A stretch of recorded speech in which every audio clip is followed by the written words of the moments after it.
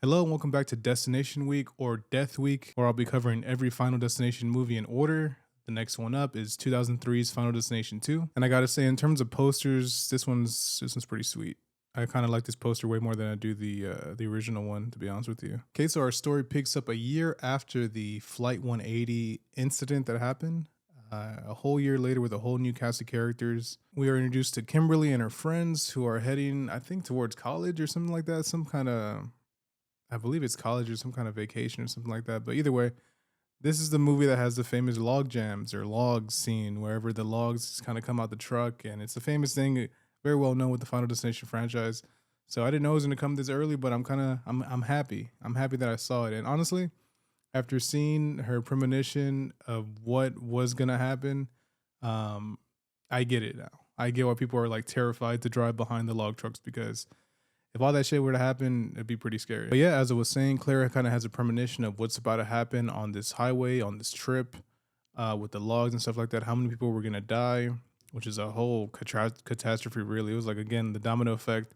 It really just feels like the first movie just on steroids. To be honest with you, the second one does because hits a lot of the same beats as the first one, just kind of ramped up. I actually want to see. I wonder what the budget was because it definitely feels like the budget was a little higher. Although I was just telling my brother because I wanted to rewatch a scene where Eugene, and I'll get to him later, where Eugene, who's one of the people in the in death's diagram, as they say, one of the survivors, I should say, it just starts bugging out later on, which I'll get to. But I was showing him the scene right now, and I was like, man, I feel like part one looked visually better than part two in terms of the way it was shot, in terms of just like the camera. I don't know if it was the camera they used or what, but I just feel like part one looked better than part two. Part two looked a little, I don't want to say cheap, but kind of it had a very like TV feel, if that makes any sense. But yeah, Claire has this premonition about a whole bunch of stuff that's gonna happen.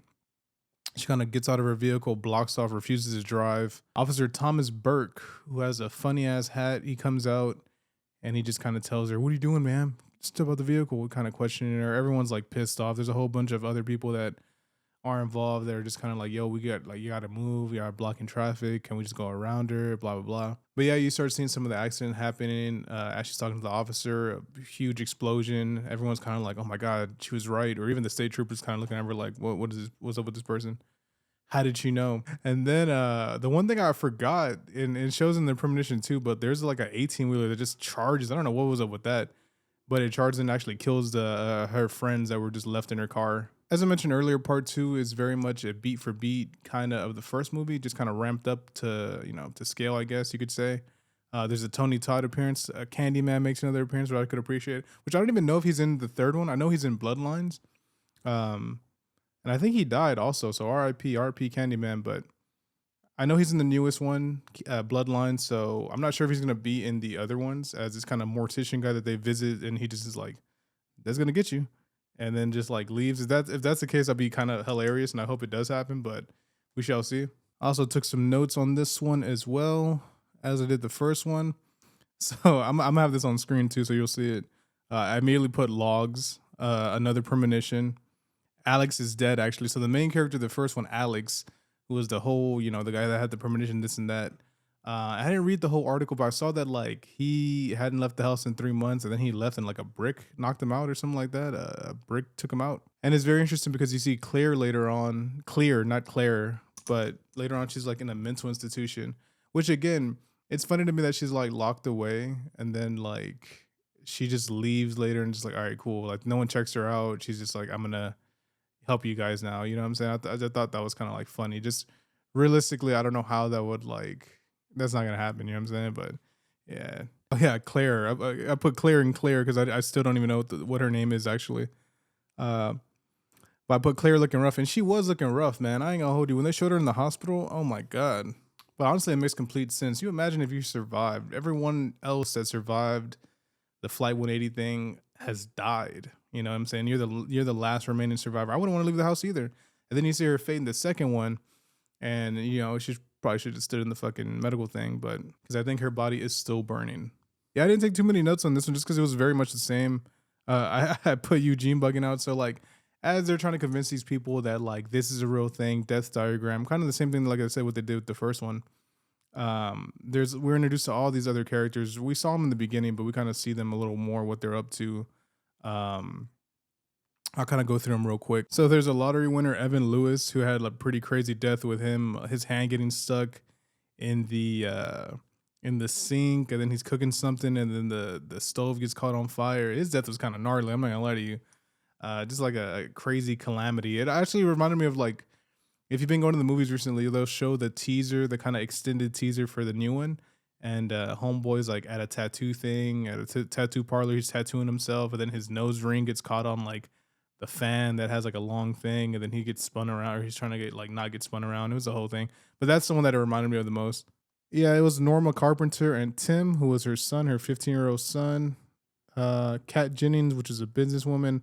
Stoner Rory Peters, which he ain't really a stoner. I don't know why they put that. Rory was over here sniffing lines of the powder of justice. He was over there caning stuff left and right. So don't know why they call him a stoner, but he was also one of the survivors. And then Eugene, who was a high school teacher. Also Isabel Hudson, who is a pregnant lady who's kind of driving around.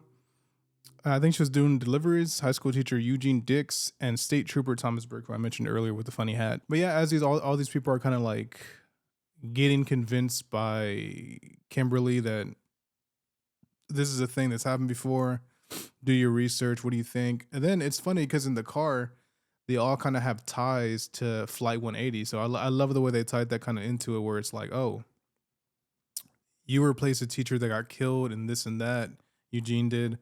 And then these other people like all mention scenarios or train accidents and stuff like that. Even like the cop had a story where like I think if he were to go to he like missed out on like and even the cop mentioned something about like him not going on a case or him getting left off a case, and then like if he were to have gone that night, he would have got killed because his partner got killed. Very interesting stuff. I do kind of, again, I'm a little not disappointed, but I do want them to flesh this out a little bit more. Um, and I'll get to the Final Destination, which I haven't seen yet, but the fact that it like went from 1, 2, 3, the Final Destination 4, and then and then like Final Destination 5, and then this is like Bloodlines. I don't know. I don't like the way people do that. Rocky did that with Rocky Balboa, and it kind of fucked up the series, but that's besides the point. So after that, and I meant to make this joke last time, but after they kind of like all see the death diagram or kind of go through the information, everyone becomes Goldberg in 1990 and wondering who's next. And I gotta say, this is the first time, because yesterday I saw part one on Sunday, and then I had went to work, but I ended up having the day off of work, and I work at a warehouse, my regular 9 to 5 job. So I didn't really, I would be they talk about these being like horror movies, but I never really, they're not really that scary. They're not really like that. So far, they haven't been that kind of traumatizing to me. But I will say today, I was just driving around on my forklift and looking at like different machinery and just stuff like that, and I was like, maybe, or like, what if? But you know what I mean? That's the little effects it's had on me so far in real life. But yeah, I never really understood these being horror movies. They haven't been too scary to me so far. Just more of like calamities and like, oh my god, like I said, extreme domino effects of shit that could happen if like, I love the one that kills me is like the outlets getting wet, like out of nowhere, like a water thing will just kind of like drip on it, or like a leak will happen and then like the outlet gets wet, which is, I guess, in theory could happen, but it just pops out, like a random one would just pop out and then water just, which I guess that counts as death. Yeah, I don't want to ramble too long, so I do want to talk about Eugene, who had one of my favorite scenes, and just because the way he was bugging out. So he leaves with the old lady, who I think by that point her son had died already. So they're kind of like, let's get out of here. They're gonna go do something else. They're in the elevator, and there's this weird ass dude with like hooks, and he starts sniffing homegirl, which I didn't even realize till I watched it right now. I was like, what? Till I rewatched it with my brother. But he starts sniffing on her hair, and even Eugene's looking at him like, the fuck? Like, what you doing? Anyway, he has a bunch of hooks for whatever reason. And the guy they claimed was the stoner sees like a bunch of like, oh, it's a man with hooks. It's a premonition. He also has like a vision that they all see. And so they're like, oh my God, we have to help her out. So they're starting to chase her down while she's in the elevator already. She gets a call from the officer, and the officer's like, yo, a man with hooks is going to kill you. Anyway, she gets her head like decapitated from the elevator. And Eugene, I think from that point was kind of like, this is kind of BS. I don't really believe you to Claire, because Claire started like joining the mission and stuff like that. And and after old girl dies, the old lady he was with, he bugs out completely. He's shaking. He's in the elevator, just kind of like tossing and turning. And then he's in the elevator, just freaked out. He leaves the elevator. He runs into the room that we're in. I don't even know whose apartment that was, to be honest with you. I don't even know what room that was, to be honest with you. But he runs back in. He starts bugging out, like yelling at death, yelling at the sky, like this is my life. I control my own life. He yanks Officer Burks, I think. He yanks the cop's pistol and like aims at him, and then aims at himself, and then like is threatening to kill himself, and then shoots off like six blanks or six duds. And the way he was bugging out, first of all, his hairline was crazy. This man had the king of the hill. He just kind of had a no fade, no anything, which is not. I'm looking a little rough myself. I need to get a fade, but the way he was looking just seemed so insane to me that like that would be his first reaction to like freak out like that. The last movie I had, what was his name, Carter. This one's Eugene, so this is my favorite character so far, and I think he survived too because he was about to die in the hospital. Then like miraculously everything kind of came back. Um, so yeah, I don't want to ramble too long, like I said with these, because like I said, there's nothing really overly deep about them. Did I enjoy one or two? I was asked that earlier at work. One or two more. Like I said, this just feels like one on steroids. I will say this though, the core cast I feel like was a little more memorable in part one. These guys are kind of like a little forgettable. The stoner guy, the Eugene stood out because he had like a scene where he almost killed himself, which was I thought kind of like was freaky. But who else? Who else? Yeah, no, the new cast in part two is kind of forgettable, honestly. And I think by the end of it, we have three survivors. We have Eugene, the cop, and Kimberly, the main character. Claire gets, bro, she gets blown to hell. Like she gets lit on fire, rough as hell. So all the survivors from part one are dead. You know what I'm saying? All the people from 180, from Flight 180, have gotten got. So I'm very curious to see what this third one's gonna entail.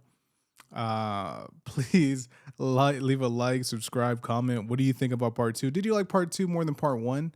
Like I said, the log scene was very, very much worth it, very much like to the hype, because I remember seeing this forever ago.